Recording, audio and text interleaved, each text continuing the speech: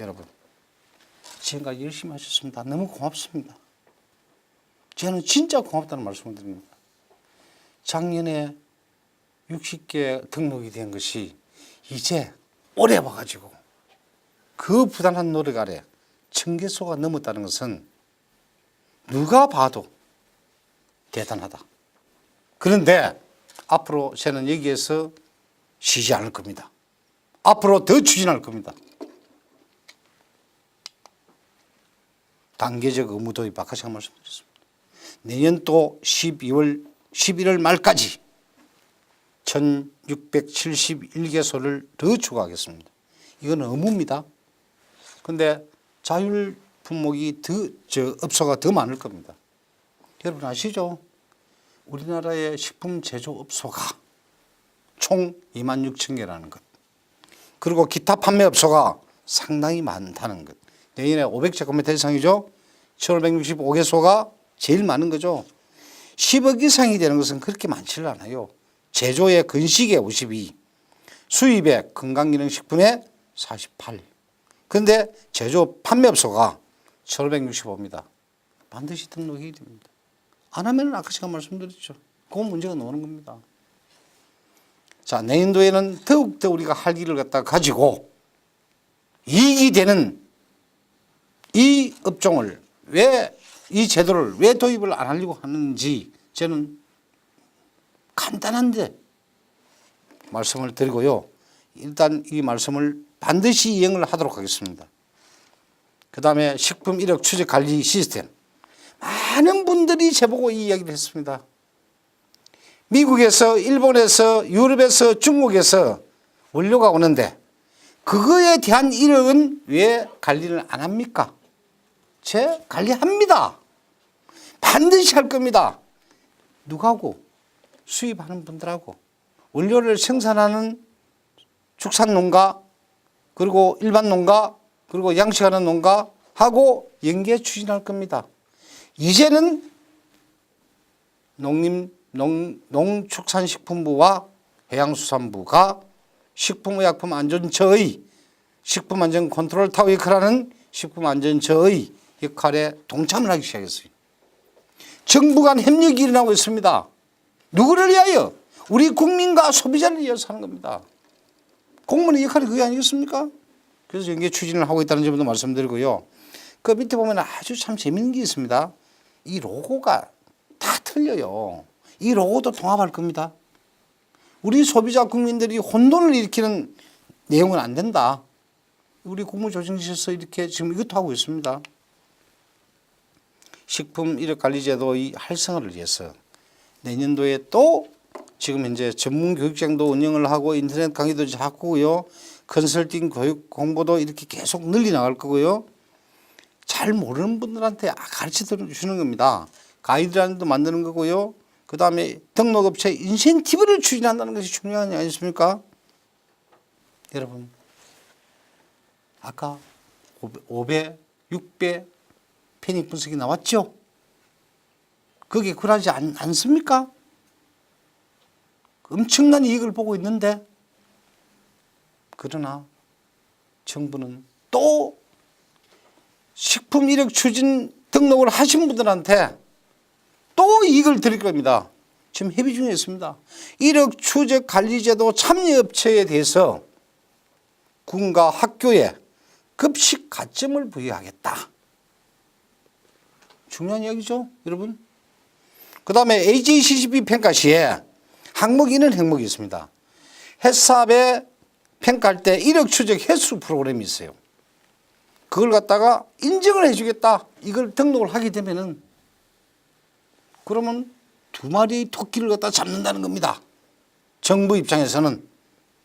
담당 과장 입장에서는 2마리 토끼를 잡겠다는 겁니다. 반드시 잡겠습니다. 식품 위해 요소 중점 관리 기준 식약처 고시를 갖다가 개정을 하겠다는 겁니다. 여러분 또 이게 하나 있습니다. 식품 이력 추적 관리 제도 시범사업 되어야 됩니다. 여러분 솔직히 제가 알고 있습니다. 식품 이력 추적 관리 제도를 하기 위해서 바코드를 갖다가 찍고 그 다음에 유통기한을 갖다 전산으로 하고 하는데 사실 그거 중요한 거 아니잖아요. 타임 바코드가 들어가야 되는 거 아닙니까? 그래야 기타 판매 업소에 넘어가면은 바로 리드 가지고 읽으면 될 수 있도록 만들어야 되는 거 아니겠습니까? 그거 하는데 비용 많이 들죠. 식품 생산 업계가 알고 있습니다. 한 8천만 원 정도 든다고 알고 있습니다. 그 부분도 시범 사업을 해가지고 해보자라고 생각은 하고 있습니다. 다만 많은 분들이 이야기합니다. 대기업은 정부가 보조하는 게 안 맞다라는 얘기를 하는 겁니다. 그리고 편익 분석해 보니까 그렇게 많이 이익이 나오는데 정부가 돈을 투자를 한다. 중소기업은 몰라도 그거는 안 맞는 거 아니냐 하는 의견이 있습니다만 열심히 노력하겠습니다. 시범 사업을 좀 해보겠다. 지금은 제가 볼 때는 시범 사업으로 가야 될 상황은 아닌 것 같아요. 지금은 이미 1000개가 등록했습니다. 지금 내년부터는 10억입니다. 여무도 경험하는 게 10억을 하는 데는 상당히 그 비용이 한 라인에 8천만 원이 그랬으니까 그 부분은 생각을 좀 해야 되는데 심사숙고해야 됩니다. 정부 예산을 그렇게 쓰면 안 되는 거 아니냐 하는 분들의 얘기가 많이 있습니다.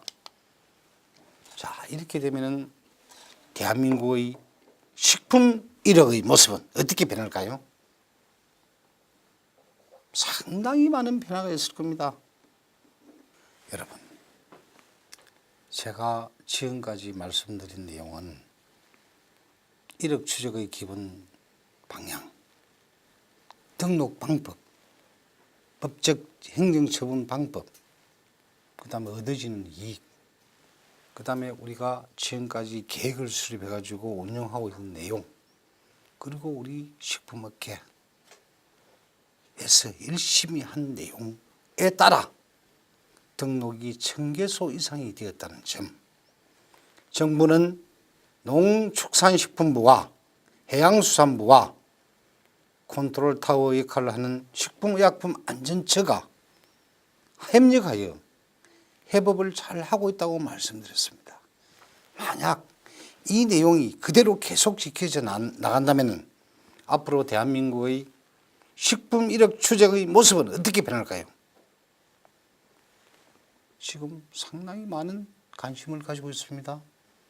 미국과 일본과 EU는 한국은 한다면 하는 국가입니다.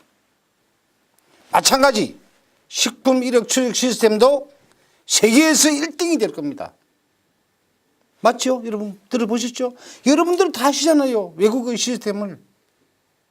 그러나 한국은 그렇게 가는 겁니다. 앞으로 식품 1억 추적 시스템은 우리가 수출 국가가 될 겁니다. 컨설팅하는 국가가 된다는 겁니다. 앞으로의 우리나라의 모습은. 이제 기술을 수입하는 국가가 아니죠. 이것도 기술이거든요. 이게 창조경제 아닙니까 여러분? 1년 동안에 이렇게 많은 창조의 발전을 했다면 앞으로 대한민국의 식품 1억 추적 시스템은 발전하겠죠. 그래서 제가 말씀드린 국내 산업이 경쟁력이 강화된다. 여러분 두려워하지 마십시오. 이 나라는 분명하게 살게 되어 있습니다. 식품 안전 강국으로 삽니다. 소비자와 정부가 산업체가 이제 뭉쳤습니다. 식품의약품 안전처를 중심으로 뭉쳤습니다. 안전사고 예방, 원산지 관리, 그 다음에 해수 시스템의 어떤 역할 다 이제 돌아가고 있다는 겁니다. 그래서 국내 식품 산업의 경쟁력은 엄청난 강화가 일어날 것이다. 저는 자신합니다. 다음에 식품 안전관리 일어나도 아까 제가 말씀드렸죠. 생산부터 가공, 제조, 그 다음에 유통, 그 다음에 판매까지 일어나서 완벽한 제도의 정착이 된다는 겁니다. 이 제도의 정착을 위해서 우리가 같이 달리고 있는 겁니다, 여러분. 얼마나 중요합니까? 그래서 제가 마지막으로 당부를 드리겠습니다. 우리는 할 수 있습니다. 우리는 해왔습니다. 우리는 또 가야 됩니다. 식품 1억 추적 관리제도 많이 물론 딴 정책도 있겠지만 우리 식품에 있어서의 중요한 점은 미국도 못하는, 유럽도 완벽하지 못하는, 일본도 완벽하지 못하고 중국은 태동도 못하는 이런 제도가 대한민국에 도입해가지고 빠른 시간 내에 정착이 될 수 있도록 우리는 다 같이 노력해야 됩니다. 그래서 우리는 식품안전 강국이 되어야 합니다. 여러분 맞죠? 감사합니다.